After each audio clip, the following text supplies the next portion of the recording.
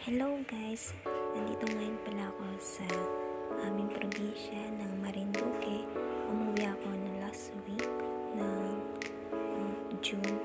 So ngayon, nagpasyal-pasyal muna ako sa nature, yan, sa mga pasyalan.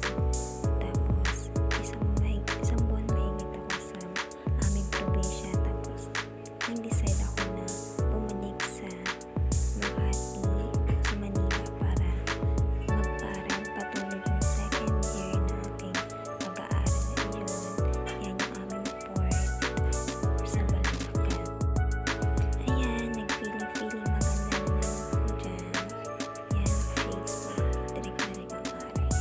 So ito, pumasok na ako sa Yamak. So nag-feeling pala ako dumadaan para mas madali. Hi, my name is Mayan Joseph Zahar and I'm 20 years old and here in